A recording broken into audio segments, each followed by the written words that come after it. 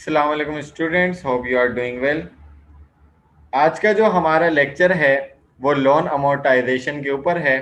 ये topic normally आपके पास finance के कोर्स के अंदर पढ़ाया जाता है और उसके अलावा loan amortization table BCom part 2 के अंदर और बैचलर डिग्रीज के अंदर एक टॉपिक है, दैट इज इंस्टॉलमेंट सेल्स, उसके अंदर भी करवाया जाता है।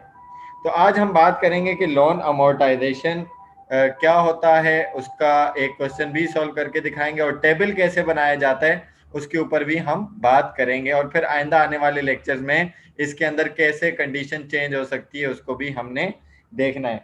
तो अमोर्टाइज लोन बेसिकली क्या कहते हैं कि ऐसा लोन जो कि इक्वल पेमेंट के साथ, यानी कि बराबर बराबर उसका जितना भी टाइम पीरियड है उसके अंदर पे कर दिया जाए। यानी कि फॉर एग्जांपल एक लोन लिया है आपने 5 लाख रुपए का और आपने उसकी इक्वल इंस्टॉलमेंट बनाई है कि हर साल में 1-1 लाख रुपए की इंस्टॉलमेंट बराबर अमाउंट के साथ पे बैक करूंगा, तो इसको क्या कहेंगे?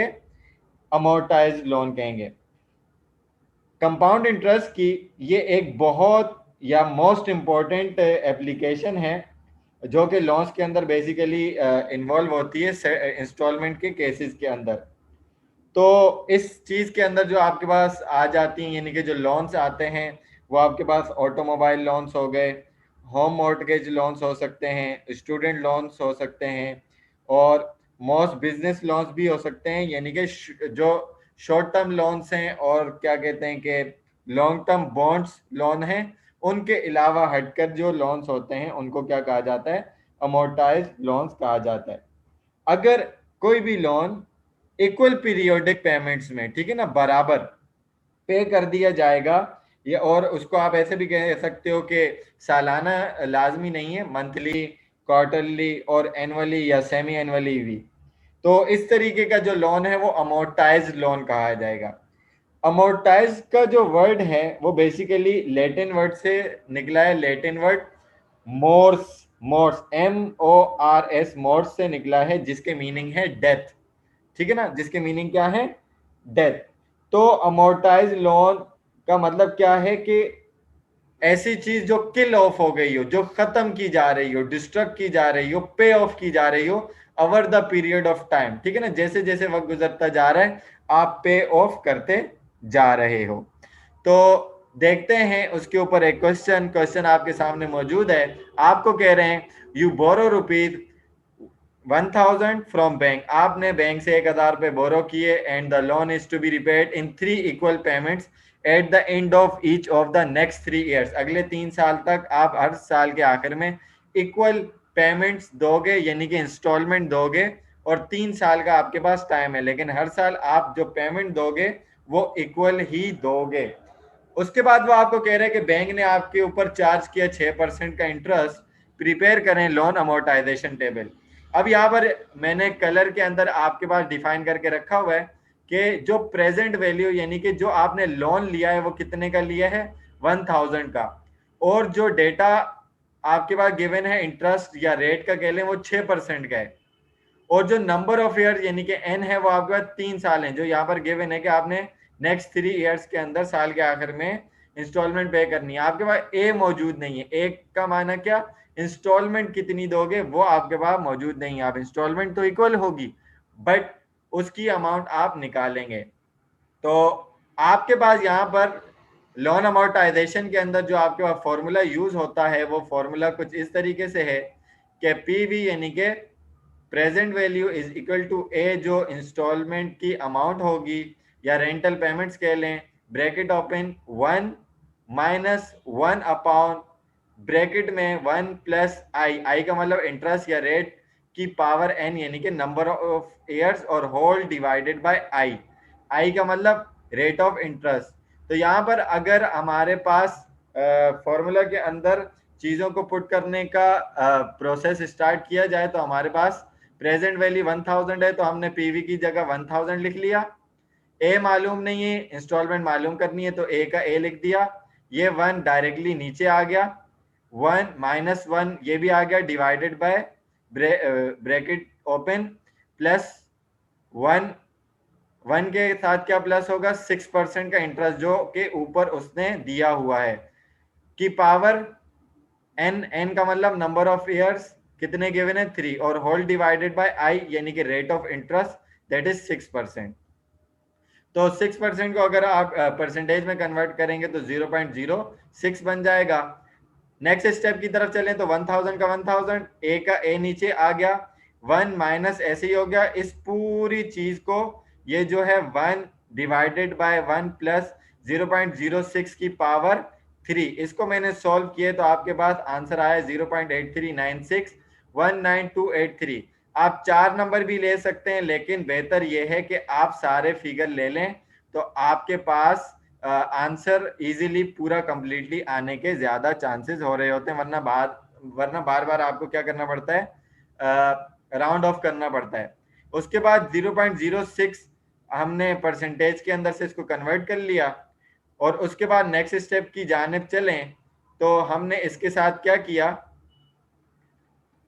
कि 1000 का 1000 ऐसे ही रखा, ए का ए रख दिया, 1 माइनस 0.8396198283 करके जो आंसर आया उसको हमने 0.06 के साथ डिवाइड कर दिया तो आपके पास आंसर फाइनली आया 2.6730111949। तो ये आपके पास जो आंसर आया है ये ए से यानी कि इंस्टॉलमेंट अमाउंट से मल्टीप्लाई हो रहा है, मल्टीप्लाई हो नहीं सकता, उधर जाकर हो जाएगा डिवाइड। तो ए अकेला रह गया, 1000 डिवाइडेड बाय 2.6730111949 से डिवाइड किया जाएगा तो ए यानी कि इंस्टॉलमेंट अमाउंट जो आपके पास आ जाएगी वो आ जाएगी 374.1098,129 रुपीज। तो ये आपकी इंस्टॉलमेंट पे की अमाउंट आ गई, यानी कि ये आपने इक्वल पेमेंट हर साल 3 साल तक करनी है तो आपका लोन अदा हो जाएगा। एक बात याद रखें, इसको मैं नीचे लोन अमोर्टाइजेशन टेबल के अंदर समझा देता हूं। पहले मैं बता देता हूं कि लोन अमोर्टाइजेशन टेबल के अंदर क्या क्या चीजें हैं, उसके बाद आपको ताकि आसानी से बात समझ में आ जाए। पहला कॉलम आपका एयर का है, दूसरा लोन का कि कितना लोन लिया था, इंस्टॉलमेंट अमाउंट ये नंबर 2 कॉलम आ गया। रेट का कॉलम मैंने एडिशनली ऐड किया है सिर्फ समझाने के लिए, वरना इसको नॉर्मली ऐड किया नहीं जाता। तीसरा आपके पास इंटरेस्ट, और इंटरेस्ट कैसे निकलेगा, 1 मल्टीप्लाई बाय रेट। 1 का मतलब यहाँ पर ये कॉलम 1 है यानी कि लोन का। उसके बाद आपकी प्रिंसिपल अमाउंट आएगी यानी कि बेसिकली आपने कितना देना था जिसमें से इंटरेस्ट माइनस किया होगा, इसी वजह से मैंने इसको कॉलम नंबर 4 लिए। ये 2 माइनस 3 आएगा, 2 का मतलब इंस्टॉलमेंट और माइनस 3 का मतलब इंटरेस्ट। इसका मतलब क्या है कि इंस्टॉलमेंट के अंदर इंटरेस्ट की पेमेंट भी शामिल होती है और प्रिंसिपल अमाउंट भी शामिल होती है। प्रिंसिपल अमाउंट को प्लस करेंगे इंटरेस्ट में तो आपके पास इंस्टॉलमेंट की अमाउंट आ जाएगी, जिसको हम यहाँ पर देख भी लेंगे। फिर उसके बाद लास्ट आपका 5th कॉलम होता है बैलेंस का। बैलेंस कैसे आएगा, 1 माइनस 4। 1 माइनस 4 का मतलब 1 लोन में से आपने 4 यानी कि प्रिंसिपल अमाउंट को माइनस कर देना है तो आपके पास बैलेंस आ जाएगा कि अब अगले साल के लिए आपने कितना पे करना है। ठीक है जी। तो यहाँ पर इंस्टॉलमेंट के कॉलम के अंदर जो हमने इंस्टॉलमेंट की अमाउंट निकाली थी वो मैंने इक्वल ही कर लिखी है, यानी कि हर साल इक्वल इंस्टॉलमेंट आएगी। क्वेश्चन के अंदर भी उसने आपको ये बात मेंशन की। तो स्टार्ट कहाँ से करते हैं, तो बेसिकली आपके पास लोन था 1000 रुपीज का, तो सबसे पहले लिख लेंगे आप लोन। ये जो रेट ऑफ इंटरेस्ट है ये 6% है, तीनों साल सेम चलेगा। आइंदा आने वाले क्वेश्चन में देखेंगे कि पहले 2 साल में इंटरेस्ट का रेट अलग था, बाकी सालों में अलग रहा, तो उसमें क्या सिचुएशन होगी वो भी हम देखेंगे। तो इंटरेस्ट कैसे आएगा कि 1000 के ऊपर हम 6% अप्लाई कर लेंगे, यानी कि आपने 1 मल्टीप्लाई बाय रेट का मतलब क्या कि ये जो पहला कॉलम है लोन का, इसको आपने रेट के साथ मल्टीप्लाई करके 100 से डिवाइड कर देना है तो आपके पास यहाँ पर 6% कितना आ जाएगा, 60 रुपीज आ जाएगा। इंटरेस्ट आ गया 60 रुपए का। प्रिंसिपल अमाउंट कैसे आएगी, प्रिंसिपल अमाउंट आएगी 2 माइनस 3। 2 माइनस 3 का मतलब इंस्टॉलमेंट सेल्स की अमाउंट से आप माइनस कर देंगे रेट ऑफ इंटरेस्ट की अमाउंट। 60 को आप माइनस कर देंगे 374.1098,129 से, तो आपके पास यहाँ पर प्रिंसिपल अमाउंट जो आ जाएगी वो आ जाएगी 314.1098,129 आ जाएगी। ठीक है जी, यानी कि प्रिंसिपल अमाउंट इंटरेस्ट से हटकर इतनी देनी थी, इंटरेस्ट उसके ऊपर 60 का लगा रुपीज में, और टोटल इंस्टॉलमेंट आपकी बनी 374.109812 की। उसके बाद आपने अगले साल के लिए बैलेंस निकालने कि आपका बैलेंस कितना बचा, तो 1 में से 4 आपने माइनस करवा देना है। 1 में से 4 का मतलब लोन की जो अमाउंट है उसमें से आप माइनस करवा देंगे प्रिंसिपल अमाउंट, तो आपके पास बैलेंस आ जाएगा और बैलेंस आपके पास बच जाएगा 685,688.890,1871 तो यही अमाउंट आपकी सेकेंड पीरियड की के लिए चली जाएगी, यानी कि 685.890,1871। ठीक है जी। तो ये आपके सेकेंड ईयर का बैलेंस आ गया। अब दोबारा इसी अमाउंट के ऊपर 6% का इंटरेस्ट लगेगा, इसको हम मल्टीप्लाई करवा देंगे 6 से, डिवाइड करवा देंगे 100 से, तो आपके पास जो इंटरेस्ट की अमाउंट आ जाएगी यहाँ पर वो आ जाएगी 41 रुपीज.15341123। ठीक है जी।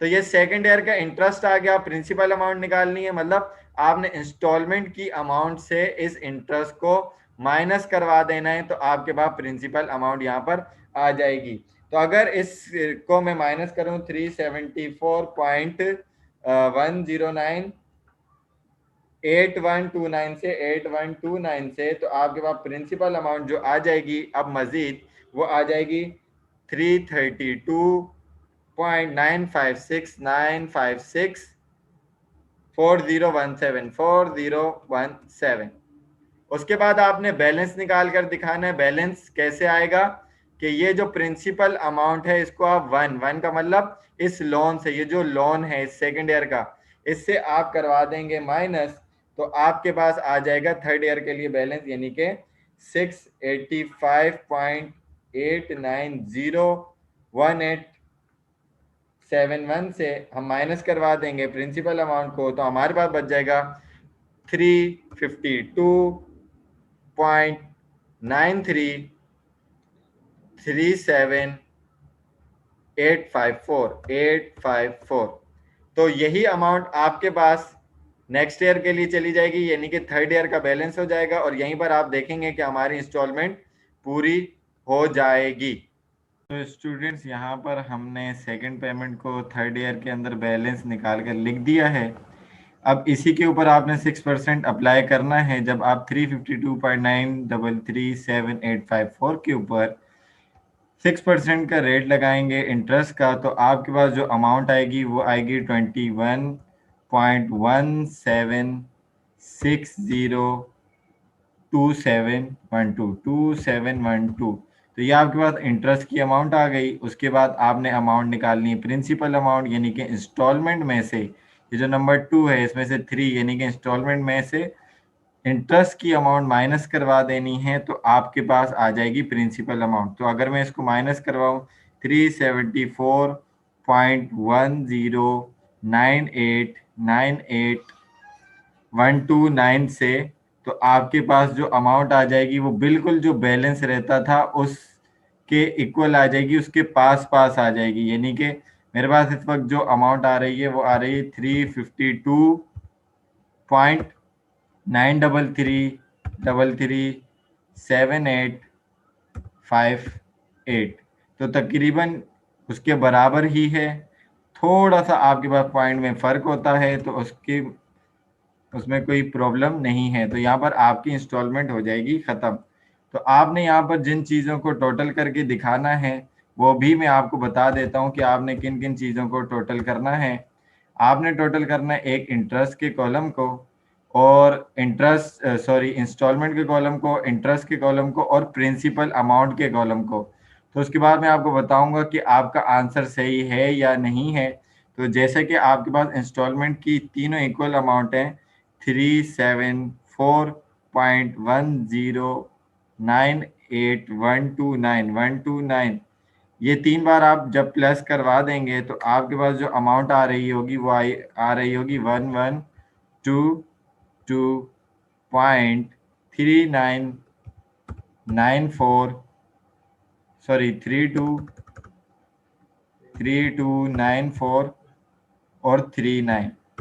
उसके बाद जब आप ऐड करेंगे इंटरेस्ट की अमाउंट को, यानी कि 60 प्लस 41.153 41123 और उसके अंदर प्लस करवा देंगे 21.176 02712।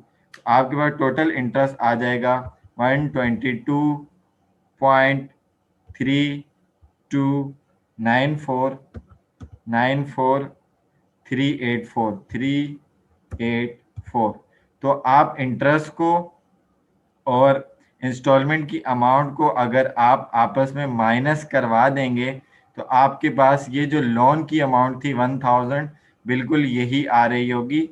या फिर आप ये वाली अमाउंट प्रिंसिपल अमाउंट को आप एड अप करवा लें तो बिल्कुल आपके पास ये फाइनल अमाउंट 1000 आ रही होगी जो कि लोन की थी। तो दोनों तरीकों से, यानी कि आप इंस्टॉलमेंट में से इंटरेस्ट माइनस करवा कर ये अमाउंट ला सकते हैं, और या फिर प्रिंसिपल अमाउंट जो तीनों हैं उन तीनों को आप ऐड करवा कर ये चीज़ ला सकते हैं। उससे आपका आंसर वेरीफाई हो जाएगा।